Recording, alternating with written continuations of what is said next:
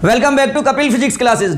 हाँ तो बच्चों फिर से उठा लीजिए अपने कॉपी और पेन, क्योंकि आज की इस वीडियो में हम क्लास 12 के लिए यूनिट 1 जिसका नाम है इलेक्ट्रोस्टैटिक्स से रिलेटेड कुछ इंपॉर्टेंट न्यूमेरिकल्स और कंसेप्चुअल क्वेश्चंस सॉल्व करेंगे। बच्चों आज की ये video paper point of view से बेहद इंपॉर्टेंट है, वीडियो को देखना ना भूलें और एक एक क्वेश्चन को आप सॉल्व भी करेंगे। चलिए बच्चों बात करते हैं आज के पहले क्वेश्चन की। आज का पहला क्वेश्चन आपके लिए क्या है, बड़े ही ध्यान से आपको देखना है। क्वेश्चन में कहा गया है कि the SI unit of electric flux is, मतलब क्वेश्चन में कहा गया है कि जो इलेक्ट्रिक फ्लक्स होता है उसकी एसआई यूनिट क्या होती है। उस एसआई यूनिट के लिए आपको 4 ऑप्शंस दे रखे हैं, आपको करेक्ट ऑप्शन क्या है वो चूज करना है। तो बड़े ध्यान से बेटा मेरी तरफ देखेंगे आप सभी। जैसा कि आप सभी जानते हो कि जो इलेक्ट्रिक फ्लक्स होता है उसे हम फाई ई से रिप्रेजेंट करते हैं और कैलकुलेट करने का फॉर्मूला होता है E D S cos theta, E D S cos theta. अब अगर हम यहां से इसकी एसआई यूनिट को लिखना चाहें तो आप सभी जानते हो कि जो ई है ये होता है इलेक्ट्रिक फील्ड और इस इलेक्ट्रिक फील्ड की एसआई यूनिट होती है Newton per coulomb, Newton per coulomb. बात करते हैं डीएस की, डीएस होता है एरिया और एरिया की एसआई यूनिट होती है मीटर स्क्वायर। बात करेंगे कॉस थीटा, क्योंकि कॉस थीटा एक डायमेंशनल लेस क्वांटिटी है तो इसकी तो कोई एसआई यूनिट होती नहीं। तो फाइनली जो हमारी एसआई यूनिट होगी इलेक्ट्रिक फ्लक्स के लिए वो होगी Newton per coulomb into metre square. तो अब आप सभी देखिए कि इसके लिए करेक्ट ऑप्शन क्या होगा। जो भी आपका करेक्ट ऑप्शन हो हमें जरूर बताएं। चलिए बच्चों बात करते हैं फिर से एक न्यू क्वेश्चन की। इस बार क्वेश्चन में क्या कहा गया है, बड़े ध्यान से आपको सुनना है। क्वेश्चन में कहा गया है कि हमारे पास में एक इलेक्ट्रिक फील्ड है और उस इलेक्ट्रिक फील्ड की इक्वेशन आपको दे दी गई और पूछा यह गया है कि इस इक्वेशन के अंदर आए हुए ए बी और सी की एसआई यूनिट क्या होंगी, वो एसआई यूनिट आपसे पूछी गई है। तो बड़े ध्यान से आप सुनेंगे बच्चों। आपने 11th में छोटा सा टॉपिक पढ़ा होगा और वो टॉपिक ये था कि हम केवल उन्हीं क्वांटिटीज को आपस में ऐड या सब्ट्रैक्ट कर सकते हैं जिनकी एसआई यूनिट कैसी होती है, सेम। एसआई यूनिट कैसी होती है बच्चों, उनकी सेम। अब जरा इधर देखिए, मैंने ये माना कि हमारे पास में 2 क्वांटिटी है, एक है ए और एक है बी। जब मैं इन दोनों क्वांटिटीज को ऐड करता हूं तो आंसर आता है क्वांटिटी सी। अब मान लीजिए जो ए क्वांटिटी है उसकी यूनिट है मीटर और बी की भी यूनिट क्या है बेटा, मीटर। तो आपको ये पता है मीटर में मीटर को ऐड करेंगे तो इस क्वांटिटी सी की भी जो एसआई यूनिट होंगी वो भी क्या होंगी, मीटर। तो बेटा ये बात आपको ध्यान में रखनी है और यहां पर अप्लाई करनी है, क्योंकि आपको ये पता है जो क्वांटिटी यहां पर इस वाली टर्म की थी वही बेटा फाइनल रिजल्ट की भी थी। इस चीज को ध्यान रखो और यहां सॉल्व करो। तो मैं यहां पर लिख सकता हूं कि जो यूनिट ऑफ ई होगी वो बराबर हो जाएगी बेटा इस टर्म की यूनिट के, ये हो जाएगी unit of A by x cube, A by x cube. आपको पता है इलेक्ट्रिक फील्ड की जो एसआई यूनिट होती है वो होती है बेटा Newton per coulomb, Newton per coulomb. दूसरी बात, अब यहां पर ए की यूनिट हमें फाइंड करनी है। एक्स है डिस्टेंस और डिस्टेंस की होती है मीटर, लेकिन एक्स की पावर 3 है तो ये हो जाएगा बेटा मीटर क्यूब, मीटर क्यूब। अब यहां से ए की यूनिट यदि आपको फाइंड करनी हो तो वो हो जाएगी न्यूटन मीटर क्यूब अपॉन में कितना बेटा, कूलम। तो ए की यूनिट तो ये आ गई। अब हम बात करेंगे बी की यूनिट के लिए। तो जो यूनिट इस बी वाई की होगी वही होगी किसकी बेटा, ई की। तो हम इसे लिख सकते हैं कि यहां पर बी वाई की जो यूनिट होगी वो भी ई की यूनिट के बराबर होगी। अब बी वाई इसका मतलब क्या है, ये हो जाएगा बेटा बी को भी रहने दो, वाई एक डिस्टेंस है तो इसकी यूनिट होगी मीटर और ई है इलेक्ट्रिक फील्ड, इसकी यूनिट होती है न्यूटन पर क्या, कूलम। तो यहां से यदि आपको बी की यूनिट लिखनी होती तो वो हो जाएगी न्यूटन अपॉन कूलम इंटू कितना बेटा, मीटर। तो ये हो जाएगी बी की यूनिट। बात करेंगे सी की यूनिट के लिए।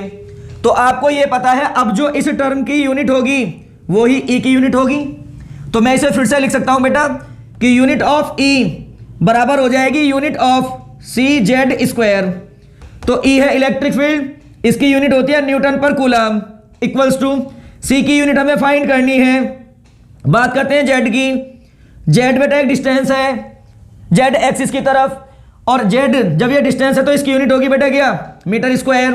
तो यहां से कैपिटल सी, ये जो टर्म है सी, इसकी जो एसआई यूनिट बनेगी वो कितनी बनेगी, वो बनेगी बच्चों newton per coulomb into metre square, newton per coulomb into metre square. तो ये होगी ए की यूनिट, ये होगी बी की यूनिट और ये होगी सी की यूनिट। अब आपको ये तीनों चीजें चेक करनी है कि किस ऑप्शन से मैच करेंगी, और वही आपके लिए करेक्ट ऑप्शन भी होगा। चलिए बच्चों बात करते हैं एक नए क्वेश्चन की।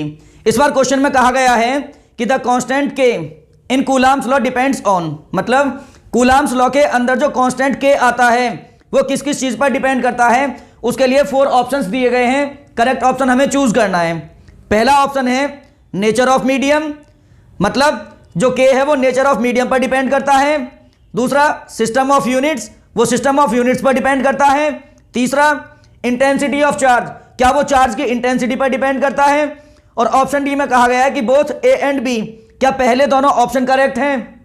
तो बेटा बड़े ध्यान से आप देखेंगे, इधर आपने कूलाम्स लॉ के अंदर जो कांस्टेंट आता है वो होता है बेटा 1/4 पाई एप्सिलॉन नॉट, और इसे हम रिप्रेजेंट करते हैं किस चीज से, के से। तो के की जो वैल्यू है वो हो गई 1/4 पाई एप्सिलॉन नॉट।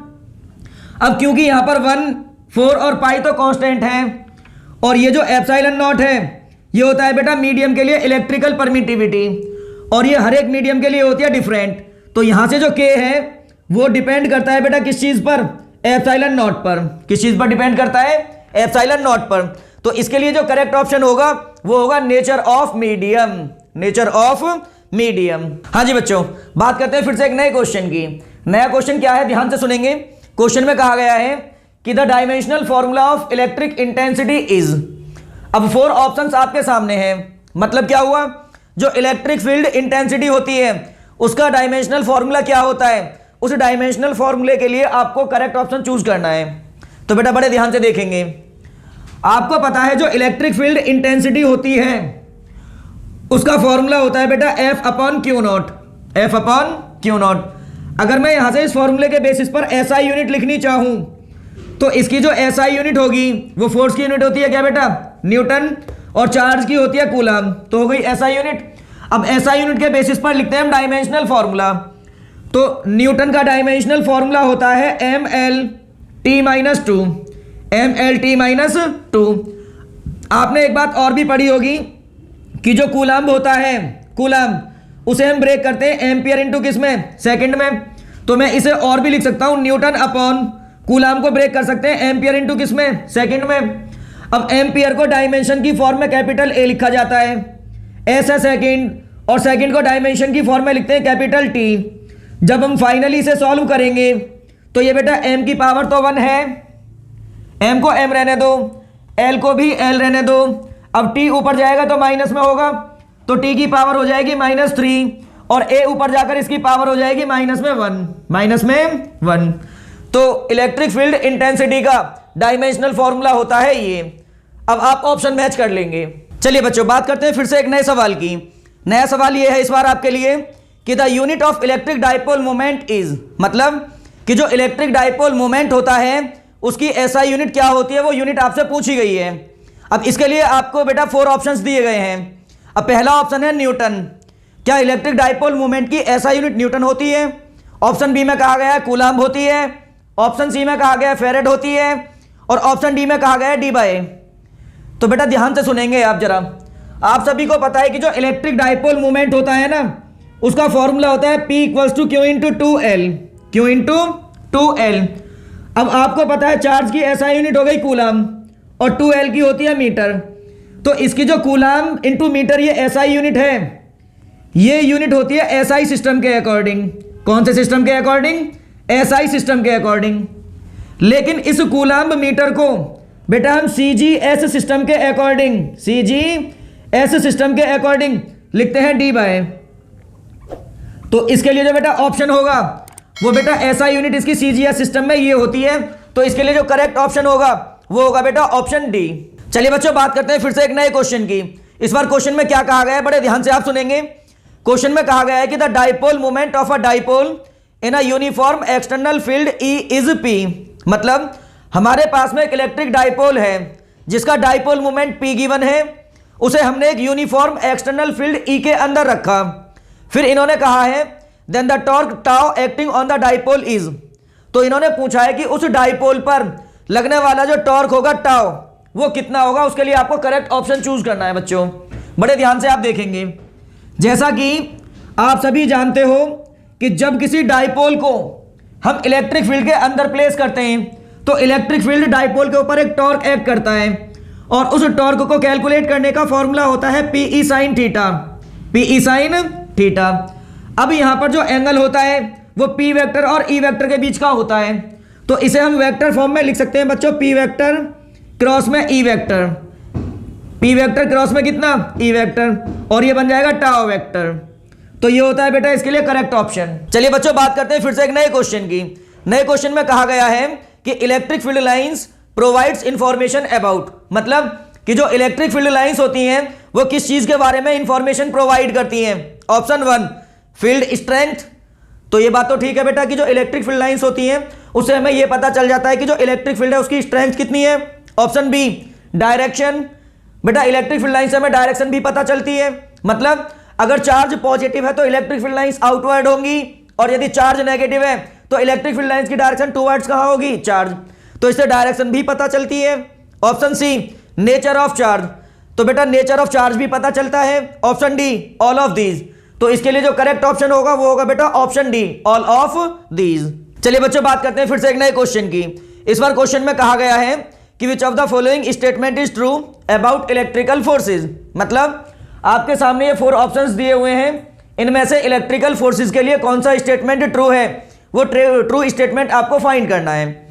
इसमें पहला स्टेटमेंट है आपके लिए कि electrical forces are produced by electrical charges. इन्होंने कहा है कि जो इलेक्ट्रिकल फोर्सेज होती हैं वो इलेक्ट्रिकल चार्जेस से प्रोड्यूस होती हैं, तो बेटा ये स्टेटमेंट तो ट्रू है। बात करते हैं ऑप्शन बी के लिए, ये भी चेक कर लेते हैं कि सही है या गलत। स्टेटमेंट बी में कहा गया है कि like charges attract unlike charges repel, तो बेटा ये स्टेटमेंट है इनकरेक्ट, क्योंकि आप जानते हो लाइक चार्जेस करते हैं रिपेल और अनलाइक चार्जेस क्या करते हैं अट्रैक्ट, और इसमें दे रखा है उल्टा। बात करते हैं ऑप्शन सी की। ऑप्शन सी में कहा गया है कि electrical forces are weaker than gravitational force, तो बेटा आप सभी जानते हो कि जो ग्रेविटेशनल फोर्स होती हैं वो होती है इलेक्ट्रोस्टैटिक फोर्स के कंपैरिजन में वीक, यहां पर ये ऑप्शन भी उल्टा दिया हुआ है। बात करते हैं ऑप्शन डी की। ऑप्शन डी में कहा गया है कि positive and negative charge can combine to produce a third type of charge, बेटा ये ऑप्शन भी कैसा है इनकरेक्ट, क्योंकि ऑप्शन कहता है कि पॉजिटिव और नेगेटिव चार्ज मिलकर कोई तीसरे तरह के चार्ज को डेवलप करते हैं, तो बेटा ये ऑप्शन भी कैसा है इनकरेक्ट, तो इसके लिए जो करेक्ट ऑप्शन होगा वो है ऑप्शन ए। चलिए बच्चों बात करते हैं फिर से एक नए क्वेश्चन की। इस बार क्वेश्चन में कहा गया है कि an electric dipole is placed at an angle of 30 degree with an electric field of intensity 2 × 10⁵ newton per coulomb. फिर इन्होंने कहा है कि it experience a torque equals to 4 newton metre. फिर इन्होंने बोला है कि the charge on dipole if the dipole length is 2 centimetre is, मतलब क्या हुआ बेटा, बड़े ध्यान से आपको सुनना है, एक इंपॉर्टेंट क्वेश्चन है। क्वेश्चन में कहा गया है कि हमारे पास में एक इलेक्ट्रिक डाइपोल है जिसकी लेंथ 2 सेंटीमीटर दे रखी है, फिर हमने इस डाइपोल को 2 × 10⁵ न्यूटन पर कूलम के इलेक्ट्रिक फील्ड में 30 डिग्री का एंगल बनाकर प्लेस किया, तो वो डाइपोल 4 न्यूटन मीटर का टॉर्क एक्सपीरियंस करता है। तो बताना यह है कि उस डाइपोल के अंदर जो चार्ज प्लेस किए गए होंगे उनका मैग्नीट्यूड कितना कितना होगा, तो बड़े ध्यान से देखना है बच्चों। जैसा कि आप सभी जानते हो टॉर्क का जो फॉर्मूला होता है वो होता है P E sine theta, P E sine theta, लेकिन आप सभी ये भी जानते हो कि जो P होता है उसे Q × 2L में ब्रेक करते हैं हम, तो यहां से हो जाएगा tau equals to Q × 2L, और ये बन जाएगा बच्चों E साइन थीटा। अब यहां से यदि हमें निकालना हो Q, तो Q का फॉर्मूला बन जाएगा tau by 2L × E sine theta, E sign theta. अब आपको पता है टाउ की वैल्यू कितनी दे रखी है 4, 2L की वैल्यू दे रखी है 2 सेंटीमीटर, लेकिन इसके बनाने हैं मीटर, तो ये हो जाएगा 2 × 10⁻² मीटर, तो इसे लिखेंगे 2 × 10⁻² मीटर, ये हो गया। बात करते हैं ई की। ई दे रखा है 2 × 10⁵। बात करते हैं साइन थीटा की, तो ये हो जाएगा साइन कितने डिग्री बच्चों 30 डिग्री। अब आप इसे काटेंगे पीटेंगे और जो भी आपका आंसर आएगा वो दिए हुए ऑप्शन से मैच करना है, क्योंकि मैं इस बार आपको कोई ऑप्शन बताने वाला नहीं हूं। चलिए बच्चों बात करते हैं फिर से एक नए क्वेश्चन की। क्वेश्चन आपके सामने है। अब क्वेश्चन में क्या कहा गया है मैं एक्सप्लेन करता हूं, बड़े ध्यान से सुनेंगे, बेहद इंपॉर्टेंट क्वेश्चन है बच्चों। क्वेश्चन में कहा गया है कि हमारे पास में ये एक इक्विलेटरल ट्राइंगल है। क्वेश्चन में कहा गया है कि ये है हमारे पास में एक इक्विलेटरल ट्राइंगल जिसकी ईच साइड स्मॉल एल दे रखी है। अब इन्होंने इस ट्राइंगल की वर्टिसेस पर 3 चार्ज प्लेस किए, क्यू, क्यू और ये स्मॉल क्यू। फिर इन्होंने कहा है कि अब हमारे पास में कोई और तीसरा चार्ज है कैपिटल क्यू। वो तीसरा चार्ज हमें इस ट्राइंगल के सेंट्रॉइड पर प्लेस करना है और बताना है कि जब ये चार्ज सेंट्रॉइड पर रखा जाएगा तो वर्टिसेस पर रखे गए जो ये चार्जेस हैं ये मिलजुल कर इस सेंट्रॉइड पर रखे गए चार्ज पर नेट फोर्स कितना लगाएंगे, वो नेट फोर्स यहां पर आपको फाइंड करके बताना है। तो बच्चों सबसे पहले हमें करना ये होगा कि ये जो तीसरा चार्ज है जो हमें सेंट्रॉइड पर रखना है, इसके लिए पहले सबसे पहले सेंट्रॉइड पॉइंट फाइंड करना होगा। तो जैसा कि आप सभी जानते हो, यदि हम ट्राइंगल के तीनों एंगल्स का परपेंडिकुलर बाइसेक्टर ड्रॉ कर दें तो परपेंडिकुलर बाइसेक्टर से जहां पर भी इंटरसेक्ट करते हैं उस पॉइंट को बोला जाता है सेंट्रॉइड। क्या बोलते हैं बच्चों? सेंट्रॉइड। तो ये होगा इस ट्राइंगल का सेंट्रॉइड। अब मैंने यहां पर ये चार्ज प्लेस कर दिया कैपिटल क्यू। अब होगा ऐसा, सबसे पहले आप मेरे कहने से मान लीजिए ये वाला चार्ज है बेटा Q3, ये वाला चार्ज है Q2 और इस वाले चार्ज को मैंने नाम दे दिया बेटा Q1। क्या नाम दे दिया? Q1। अब होगा ऐसा, क्योंकि आपको पता है बेटा सेंट्रॉइड से वर्टिसेस तक का डिस्टेंस इक्वल होता है। आप लेट कर लीजिए ये पॉइंट P है, तो मैं यहां ये भी कह सकता हूं कि जितना डिस्टेंस A से P का होगा उतना ही B से P का होगा और उतना ही होगा C से P का। तो मैंने इस बात को यहां पर लिखा कि A से P तक का डिस्टेंस बराबर होगा BP के और बराबर होगा CP के। और ये डिस्टेंस भी मैंने अपनी मर्जी से लेट कर लिया, ये X है। कितना है बच्चों? X लेट कर लिया। अब जरा बड़े ध्यान से आप देखेंगे, क्योंकि ये है पहला चार्ज, एक चार्ज ये रहा और बीच का सेपरेशन मुझे पता है। तो ये जो पहले वाला चार्ज है इसे करेगा रिपेल। क्या करेगा? रिपेल। तो पहले चार्ज ने इस सेंट्रॉइड वाले चार्ज पर कितना फोर्स लगाया मैं वो लिखना चाहता हूं। तो मैंने लिखा बेटा पहला चार्ज जो इस पर फोर्स लगाएगा मैंने मान लिया वो फोर्स है F1। तो F1 जो आएगा निकल कर वो हो जाएगा बेटा 1/4 पाई एप्सिलॉन नॉट इंटू में आता है पहला चार्ज स्मॉल क्यू, दूसरा चार्ज कैपिटल क्यू और डिवाइड में आएगा डिस्टेंस का स्क्वायर। डिस्टेंस कितना है? x, तो हो जाएगा x स्क्वायर। अब बड़े ध्यान से सुनना है बच्चों, क्योंकि पहला चार्ज पॉजिटिव है और ये भी पॉजिटिव है और पॉजिटिव पॉजिटिव को करता है रिपेल। तो पहले चार्ज ने जो इस पर फोर्स लगाया होगा F1, उसकी डायरेक्शन होगी बच्चों ये वाली और मैंने नाम दे दिया F1। अब दूसरा वाला चार्ज भी इस पर फोर्स लगाएगा। अगर मैं कहना चाहूं मैं F2 लिखना चाहता हूं तो पहले कांस्टेंट आएगा, फिर आएगा पहला चार्ज, फिर आएगा दूसरा चार्ज और आएगा अपॉन में डिस्टेंस का स्क्वायर। क्योंकि ये डिस्टेंस भी x है तो बेटा फोर्स का सेम फॉर्मूला बनेगा। जो फॉर्मूला F1 के लिए आया है वही फॉर्मूला बनेगा F2 के लिए। तो मैंने लिखा कि इतनी ही वैल्यू होगी F2 की भी और इतनी ही वैल्यू यदि आप तीसरे वाले चार्ज का फोर्स फाइंड करोगे तो F3 भी बेटा एग्जैक्टली इतना ही निकल कर आएगा। लेकिन बात रहेगी इतनी, क्योंकि ये वाला चार्ज भी पॉजिटिव है तो दूसरे चार्ज ने जो यहां फोर्स लगाया होगा उसकी डायरेक्शन जो होगी वो आउटवर्ड डायरेक्शन ये होगी और मैंने नाम दे दिया बेटा F2। अब ये जो तीसरा चार्ज है ये इसे रिपेल करेगा तो इसके लिए फोर्स का जो डायरेक्शन होगा वो होगा ये और मैंने नाम दे दिया बेटा इसे F3। तो मैंने फाइनली क्या देखा कि जो सेंट्रॉइड पॉइंट है P उस पर रखे गए चार्ज पर 3 फोर्स लग रहे हैं, लेकिन हमारा मकसद है रिजल्टेंट फोर्स फाइंड करना। कौन सा फोर्स फाइंड करना? रिजल्टेंट फोर्स फाइंड करना। तो होगा बच्चों ऐसा, अब सबसे पहले आप इसमें से किसी भी 2 फोर्सेस के बीच का एंगल फाइंड कर लीजिए।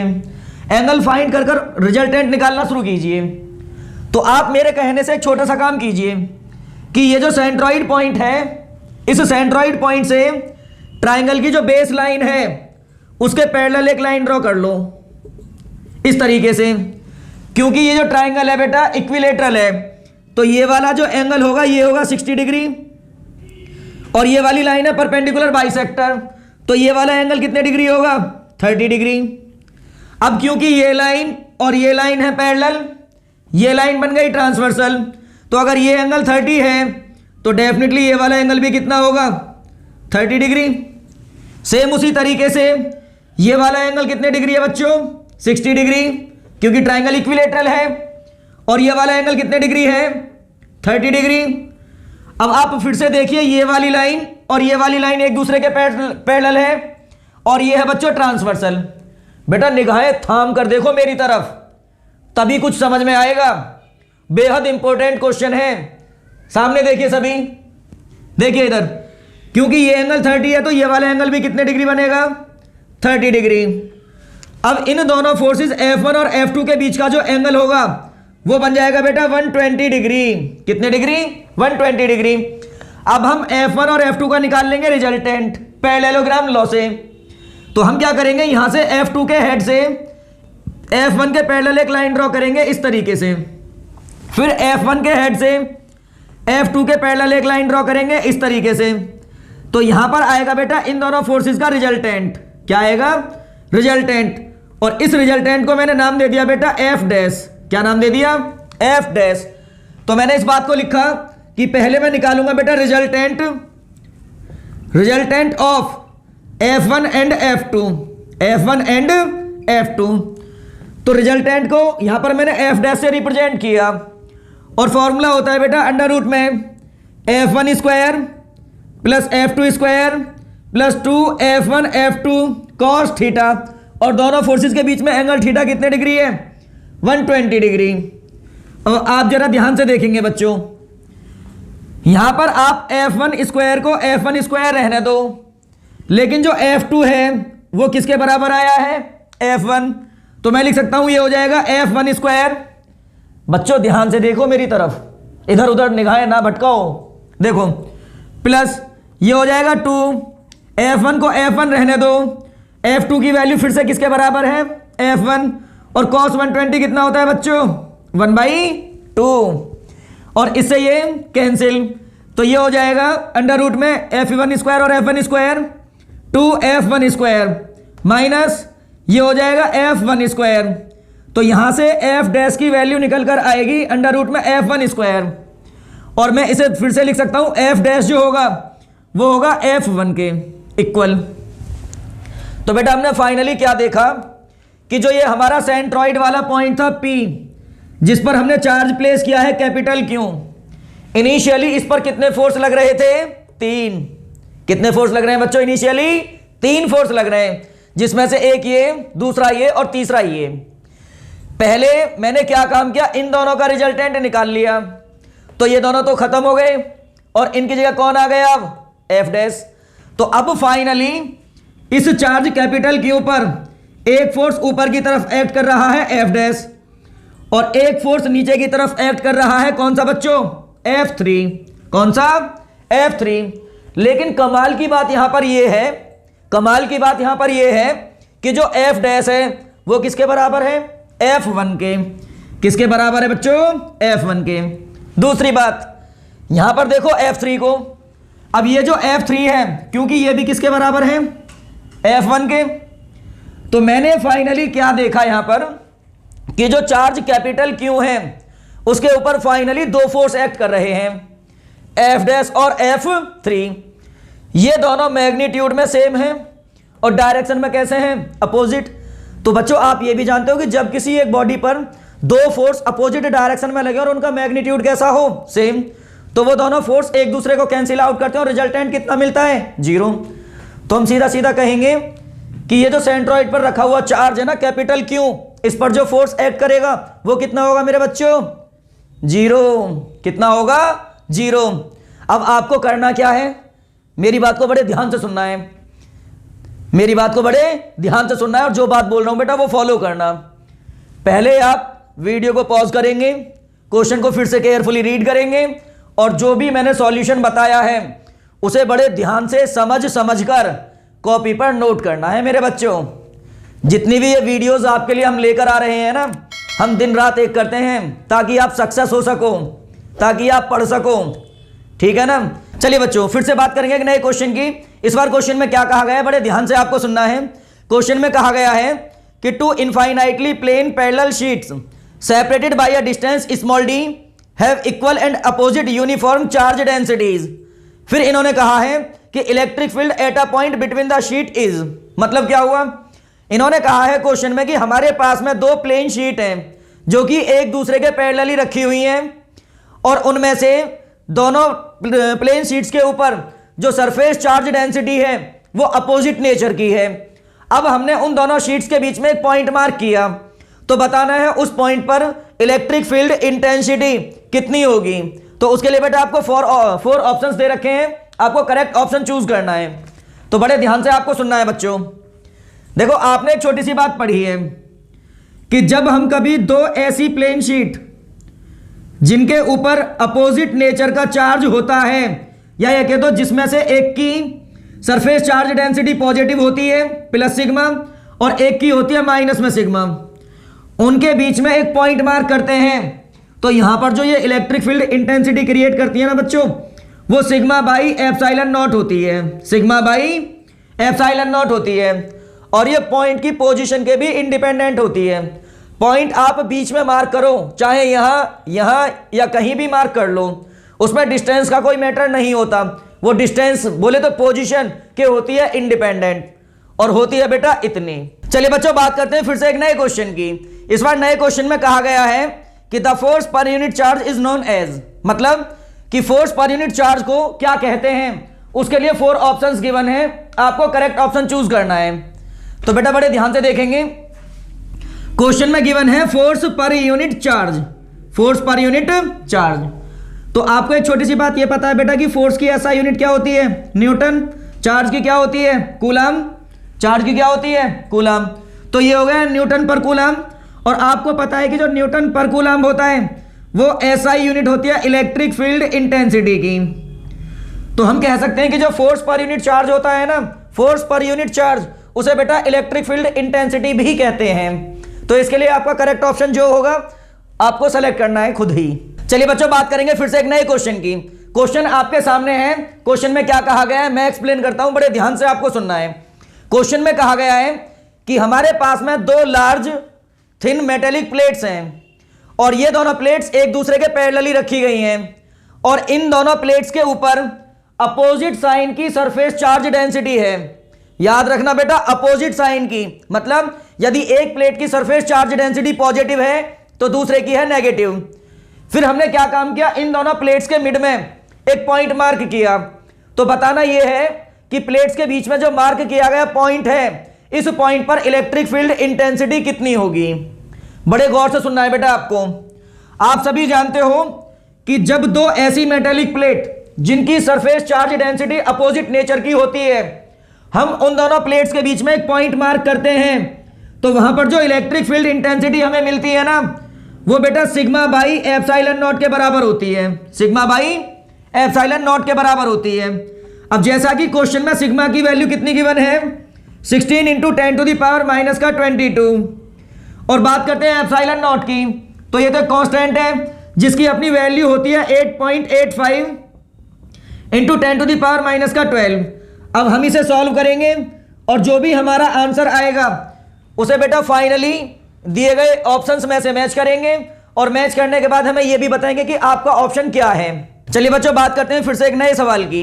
इस बार नए सवाल में कहा गया है कि the number of electrons that must be removed from an electrically neutral silver dollar to give a charge of plus का 2.4 कूलम इज, मतलब हमारे पास में एक सिल्वर डॉलर है जो कि इलेक्ट्रिकली न्यूट्रल है।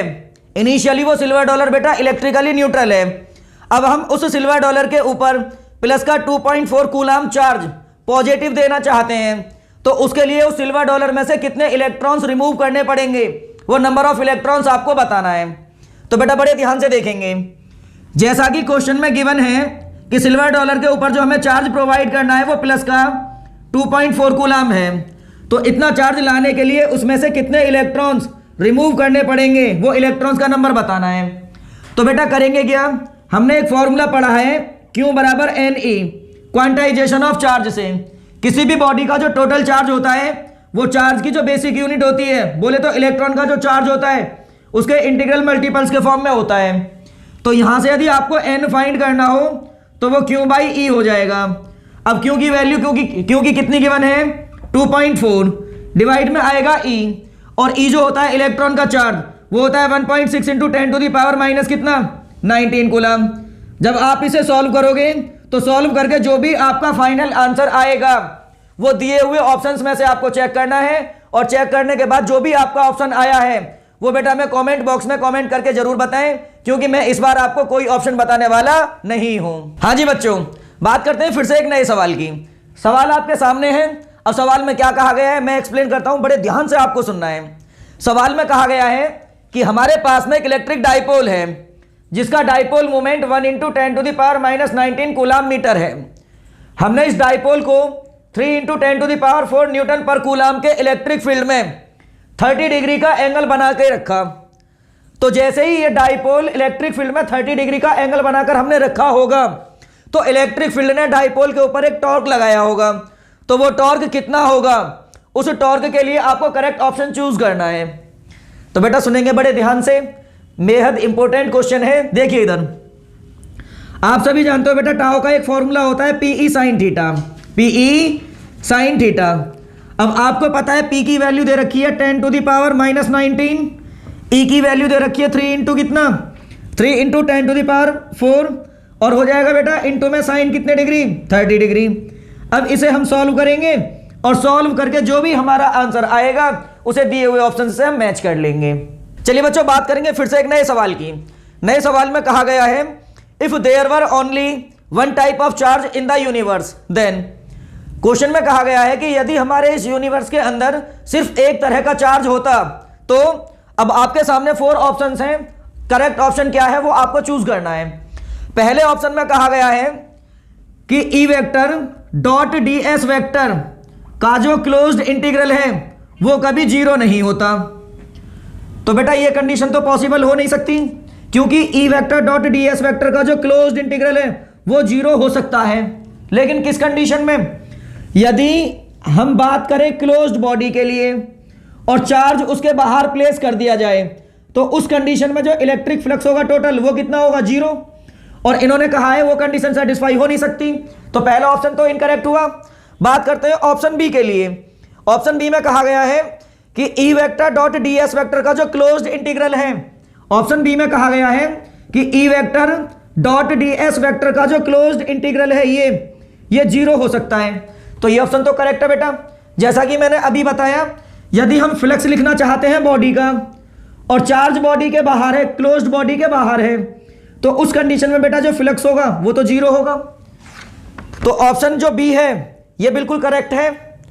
ऑप्शन सी में कहा गया है कि किसी भी क्लोज्ड बॉडी के लिए जो E vector dot D S vector होता है, E vector dot D S vector का जो क्लोज्ड इंटीग्रल होता है वो क्यू बाई एप्सिलॉन नॉट होता है। क्यू बाई कितना होता है एप्सिलॉन नॉट। और इन्होंने कहा है कि जो क्यू है वो एनक्लोज्ड चार्ज है और जो एप्सिलॉन नॉट है वो मीडियम की परमिटिविटी है। तो बेटा ये बात साफ साफ है कि गॉस थ्योरम के अकॉर्डिंग जो इलेक्ट्रिक फ्लक्स होता है पास होने वाला किसी बॉडी के अंदर से वो इतना होता है। तो ये स्टेटमेंट भी करेक्ट है। अब बात करते हैं बेटा ऑप्शन डी की। ऑप्शन डी में कहा गया है कि both B and C are correct. तो बेटा आपको अभी ये बताया गया कि जो ऑप्शन ए है वो केवल गलत है, ऑप्शन बी भी ठीक है, ऑप्शन सी भी क्या है ठीक। तो बेटा अब इसके लिए जो करेक्ट ऑप्शन हमारा होगा वो होगा ऑप्शन डी। कौन सा होगा बेटा ऑप्शन डी। बच्चों आज की इस वीडियो में हम लास्ट करेंगे इसी क्वेश्चन के साथ, और अगर आपको ये वीडियो पसंद आई हो तो आप हमारी वीडियोस को लाइक करें, शेयर करें और हमारे चैनल कपिल फिजिक्स क्लासेस को सब्सक्राइब करें।